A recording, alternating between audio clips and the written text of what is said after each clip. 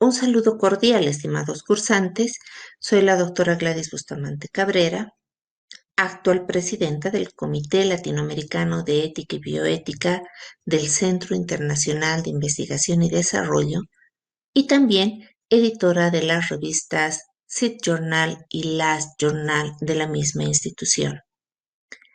A nombre del doctor Rommel Ramón González Díaz, se les da la bienvenida al curso de desarrollo de escrito científico en su primera fase.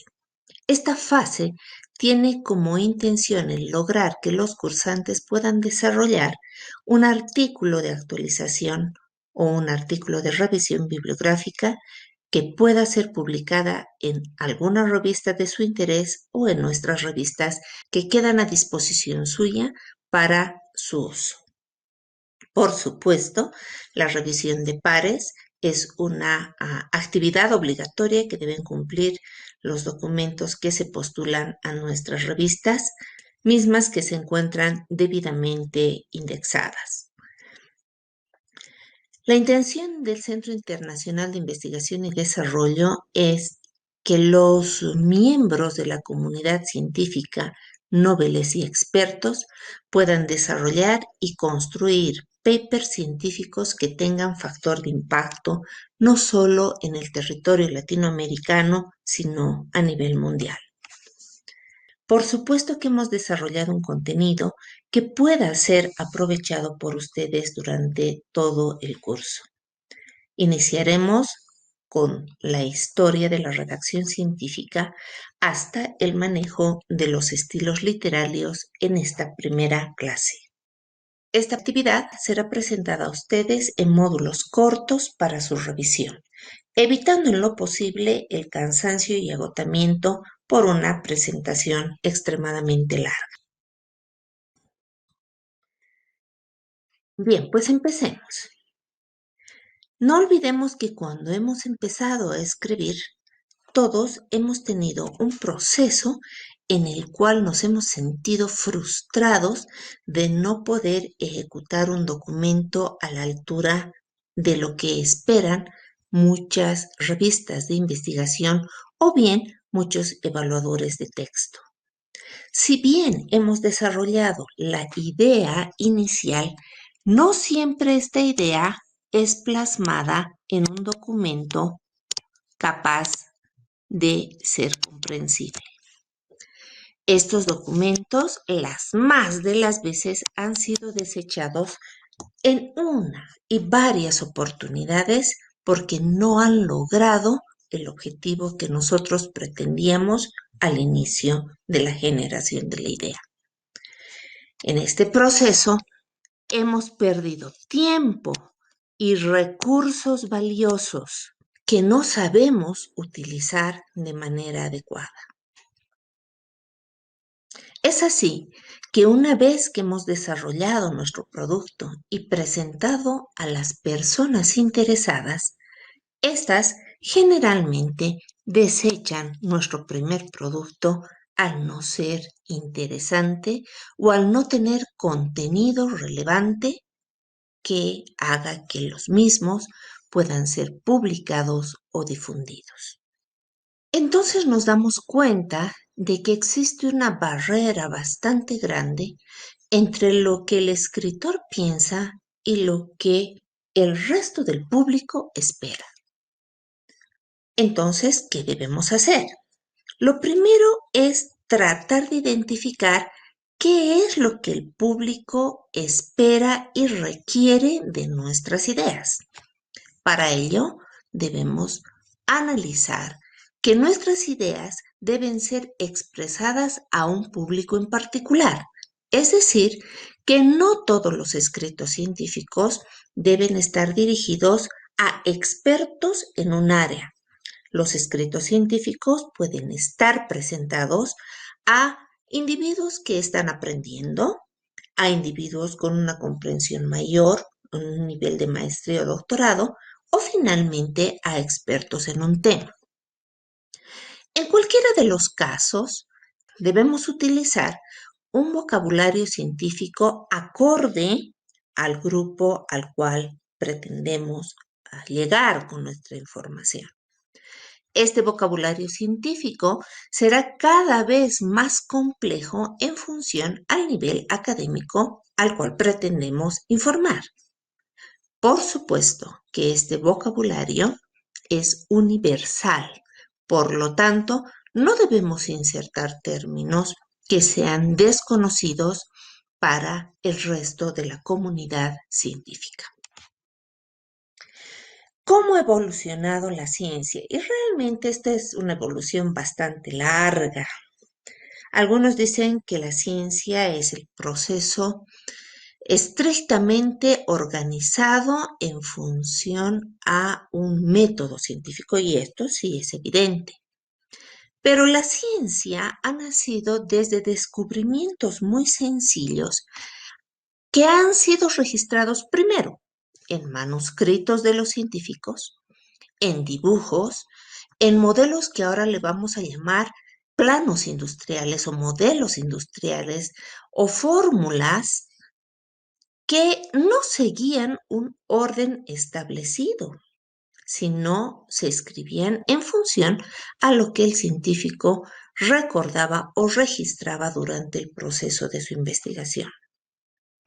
Por supuesto, estos documentos estaban sueltos en papel, no estaban organizados y en ocasiones sí se estructuraban con una tercera persona que era la que transcribía lo que el investigador había realizado para poder tener un registro de ello.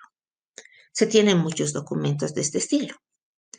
Posteriormente, los investigadores empezaron a registrar en manuscritos y en libros todos sus hallazgos, tratando de darle un orden más asequible al lector. Con el tiempo, el manuscrito fue reemplazado por la máquina de escribir, que nos daba ya una imagen tipográfica un poco más llamativa, pero que tenía ciertas limitaciones, ya que si nos equivocábamos en una letra o en un término, debíamos reiniciar el proceso para que el documento sea pulcro. Por supuesto que la tecnología durante los años ha ido cambiando y en la última mitad del siglo, llamémosle así, apareció la computadora, que ha empezado como un equipo muy complejo y grande y que cada vez ha ido perfeccionándose hasta lo que tenemos hoy en día.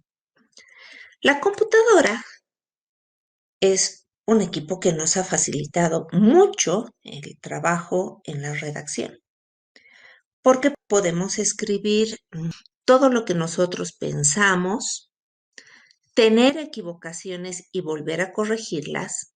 Podemos grabar una o más veces, podemos hacer correcciones de tipos de letra y actualmente se pueden insertar en programas de redacción científica que nos corrigen la ortografía, la sintaxis, nos permiten cambiar de idioma, tienen ya traductores de idioma en línea y podemos comunicar nuestras ideas ya no a un grupo reducido como antes sucedía con los textos, sino a un grupo bastante grande, ingresando al proceso de globalización.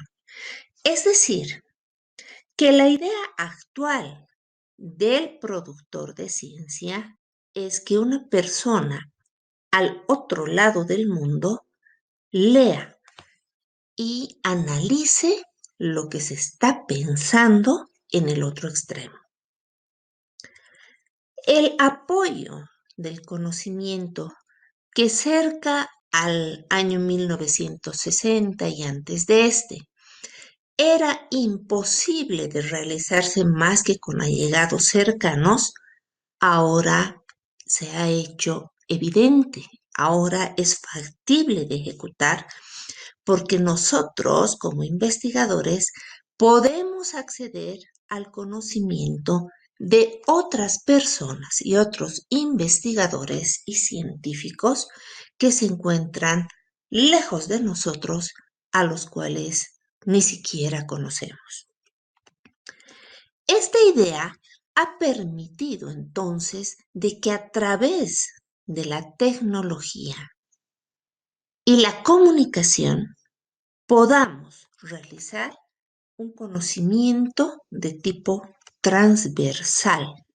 Podemos hablar entre pares, pedir información, recolectar muchos datos que nos ayuden a la formulación de nuestras propuestas y, por supuesto, comunicar también nuestros hallazgos al resto del mundo. No es suficiente entonces que nos limitemos a desarrollar productos que sean conocidos en nuestro medio, sino más bien el investigador, a través de la redacción de su escrito científico, debe tratar de transmitir sus conocimientos y hacer su imagen pública para que ésta sea reconocida en el entorno científico. Interesantemente, los escritos científicos ya estructurados nacen en 1665. En Francia aparece una primera revista denominada Journal des Savants. Esta primera revista presentaba artículos de carácter netamente descriptivo, pero ya informaba que la ciencia debiera tener un lugar particular para los lectores de ciertas áreas. Si bien esta primera revista se repartía en un grupo muy selecto de personas, se estaba dando los primeros pasos para informar a otros sobre los conocimientos generados por algunos. Casi en la misma época aparece una revista mucho más organizada, que es la Philosophical Transactions of the Royal Society of London. Como su nombre lo dice, era una revista muy elitista. Era un grupo de científicos asociados que generaban propuestas filosóficas, pero además de ciencia teórica y ciencia aplicada, que se repartía solamente a los socios. Las revistas pagas se inician ya en esta época. Con el pasar de los tiempos aparecen muchas otras revistas y cerca a 1900, con la intención de estandarizar la forma de comunicación científica, se pretende organizar el texto científico en componentes que se han denominado el IMRID. ¿Qué son estas abreviaturas? Significan que la I es la descripción en una introducción sobre el contenido que se pretende desarrollar en el artículo original, por si acaso. Los artículos originales deben tener esta estructura. Es decir, que la primera parte del mismo, que debería corresponder idealmente a una cuarta parte de todo el contenido real del artículo, debería tener toda la información necesaria para que el lector comprenda de qué se trata el tema. Que en esta área se escribirá toda la información requerida con referenciación bibliográfica que oriente al lector sobre el objetivo, el problema, las hipótesis de estudio y el planteamiento que el investigador hace sobre el tema elegido. Una segunda parte que es muy importante son los materiales y métodos, que corresponde a la inicial M. Los materiales y métodos describirán qué es lo que se ha utilizado y cómo se ha utilizado para conseguir dar respuesta a los objetivos planteados y descritos en la introducción. Luego vendrá los resultados, donde se exponen los hallazgos de la investigación, Estos hallazgos deberán ser coherentes con los materiales y métodos que se han planteado, así como la pregunta investigativa planteada en la introducción y, por supuesto, relacionados todos con el título del trabajo. Finalmente, vendrá la discusión. Es la opinión personal del investigador que propone contrastes entre lo encontrado y aquello que ha sido descrito en la introducción, o bien solamente los hallazgos si es que no se encuentran antecedentes valederos con los cuales contrastar opiniones. En esta parte, el investigador también propondrá nuevos estudios o sugerirá la presencia de algunos datos o la necesidad de alguna información para continuar la indagación sobre la línea de investigación que se ha trabajado en el tema. De tal manera que el inicio del proceso en una línea investigativa nace de la exploración del investigador, la exposición descriptiva del mismo, avanzando en el procedimiento relacional, explicativo, predictivo y aplicativo hasta concluir el proceso de la línea de investigación. ¿Cómo iniciamos el escrito y la construcción de la redacción de nuestro artículo? Pensemos en tres fases que sean organizadas en función al tiempo que cada escritor tenga. Para iniciar la fase 1, realicen como un bosquejo de lo que ustedes pretenden lograr al final de su documento. Ahora sí nos introducimos al artículo de actualización, aunque este tipo de fases también puede ser muy útil cuando trabajamos un artículo original, que es el resultante de una investigación científica. La fase 1 es la escritura in extensa del tema, en el cual se deben insertar la revisión bibliográfica, las citas bibliográficas correspondientes, la mayor cantidad de revisión bibliográfica para sustentar que la información que se está trabajando de manera amplia tiene los datos suficientes como para respaldar todo lo que vamos a presentar como información inicial. Una vez que estructurado de manera inextensa, generemos un resumen. Este resumen deberá no ser mayor inicialmente a 100 palabras, en el cual debemos plantear de forma clara todo aquello que se había trabajado en forma inextensa. Una vez que hemos terminado esto, vamos a la fase 2. En la fase 2, tomo mi documento inextenso y lo reorganizo, lo edito. Voy haciendo las modificaciones necesarias para darle un cuerpo coherente, racional, ordenado y claro, que no sea tan extenso como el inicial y que ya vaya adaptándose a los requerimientos de alguna revista. Traten de editar el texto de manera tal en la que ustedes se consideren los lectores de su propio documento. Es decir, que ustedes al leer deben entender la secuencia de información que están trabajando como si fueran un lector. Revisen que sus citas estén bien colocadas, que cumplan la norma que pide la revista y que tenga la cantidad de citas necesarias como para explicar el tema. Para entonces ustedes ya han desarrollado el resumen, y han desarrollado el cuerpo del documento.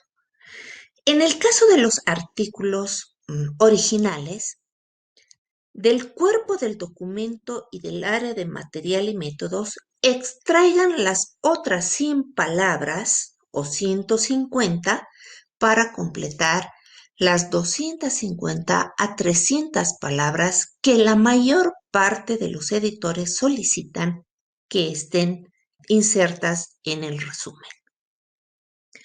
Vuelvan a leer el resumen, que sea claro, y vuelvan a leer el cuerpo del artículo.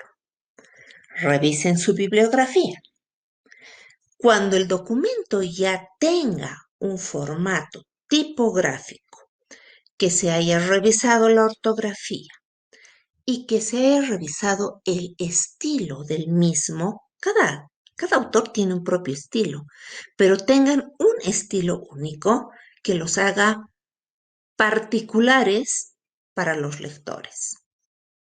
Cuando ustedes hayan terminado esto, recién lleven ese documento a la revisión de pares, pero no son pares de la revista, son pares externos que pueden ser amigos, conocedores del tema, por supuesto, colegas con experticia en publicación o algún experto temático que esté dispuesto a revisar nuestro documento. Cuando él lo haya revisado y haya hecho sugerencias al mismo y ustedes hayan corregido el documento, recién piensen en hacer el envío a una revista. En la revista, el editor lo que va a hacer es revisar nuevamente el documento. Primero, por un comité editorial que va a ver si se cumplió el tipo de letra, el espaciado, los márgenes, los títulos necesarios o la tipografía y ortografía en forma general. Una vez que se haya cumplido esta fase, son los expertos en la temática o pares ciegos externos que van a evaluar nuevamente el documento, pero ya en el contenido. Cuando cumpla ambas evaluaciones, el artículo recién está en condiciones de ser publicado. No se extrañen entonces que al leer su documento inicial, aquel inextenso e incluso en su primera edición, sea muy diferente al artículo final y que tiempo después vuelvan a leer ambos documentos y estén insatisfechos con los mismos. Es un proceso natural.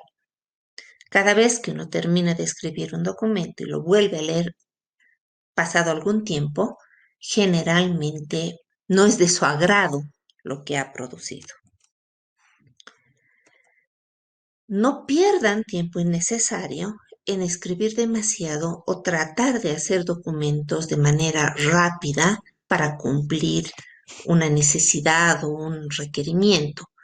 Es preferible que hagan un buen artículo y que sean conocidos por la pulcritud de sus trabajos a que sean conocidos por el desorden y por la inexactitud. Bien, y hemos empezado la redacción, pues ahora debemos pensar qué cuidados debemos tener en el momento de redactar. El primer cuidado es la construcción de los párrafos. Es muy frecuente que las personas que escriben un artículo o un documento coloquen ideas dispersas entre párrafo y párrafo.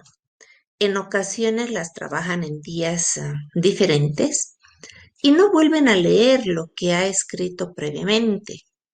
Entonces, no hay secuencia de los párrafos y más bien se ven como unidades de ideas separadas en una extensión variable en la cual no existe la secuencia esperada en el relato del autor. Tengan cuidado además en vincular los párrafos, que esta secuencia sea coherente, es decir, que debe trabajarse todo sobre una idea inicial y que sea una idea principal, la cual debe tener una secuencia de ideas y de contenido. Tengan claridad en los conceptos. No es coherente que sean repetitivos, reiterativos o traten de rellenar los párrafos con palabras intrascendentes, innecesarias, como para generar una mayor cantidad de texto que no tiene valor ni sustento en la parte teórica del tema que nosotros pretendemos trabajar. Las ideas deben ser concisas. Eviten lo que comúnmente llamamos cantinfleadas, porque puede perderse el hilo de lo que ustedes están pretendiendo comunicar y tergiversar el contenido de la información. ¿Qué errores y vicios gramaticales son los más frecuentemente encontrados? Cuando ustedes vean todo lo que vamos a hablar, van a pensar de que parece obvio, pero no lo es, porque la Real Academia de la Lengua Española actualmente viene trabajando en ciertas modificaciones y usos gramaticales y terminológicos que son frecuentemente utilizados en varios países, pero que no eran aceptados dentro de esta entidad. Por ejemplo, es correcto decir impreso, frito y provisto. Esa es la forma correcta. La forma incorrecta es decir imprimido, freído o proveído. Pero estos términos están siendo analizados y probablemente sean incluidos como aceptables dentro de la Real Academia de la Lengua Española. Es decir, que la creación de nuevas formas lingüísticas o la modificación de las existentes y aceptadas podrían ser insertadas dentro de la comunicación lingüística aceptada por la ciencia. Interesantemente, hay otras alteraciones o vicios gramaticales, como es la anfibología, que es hablar en doble sentido. Un escritor en ciencia o una persona que escribe un documento de actualización debiera evitar el doble sentido. Es mejor escribir de esta manera. Juan tiene un perro que me molesta mucho, a evitar el doble sentido que diga el perro de Juan me molesta mucho. También entre los vicios gramaticales más corrientes están el pleonasmo. El pleonasmo no es nada más que el uso innecesario de palabras. Por ejemplo, es mejor escribir y decir me congelé a decir me congelé de frío. Primero, que es redundante, porque nadie se congela de otra manera. O decir, lo vi con mis propios ojos. No se puede ver con otras cosas que no sean los ojos, pero son expresiones coloquiales que no deben ser aplicadas dentro de lo que será nuestro escrito científico. Del mismo modo, debemos utilizar de manera correcta la terminología y evitar los apócopes, que es la supresión del sonido de la palabra. Es correcto decir primero o segundo a decir o primer o tercer.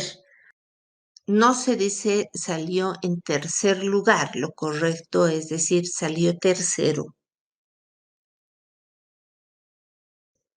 El arcaísmo es el uso de palabras que han sido retiradas del manejo habitual lingüístico del idioma. Es el cambio de sonido en una parte de la palabra. Por ejemplo, era tolerable hace mucho tiempo atrás que la palabra murciélago se pueda decir murciégalo, pero estas correcciones lingüísticas han sido aceptadas para que se eviten este tipo de arcaísmo.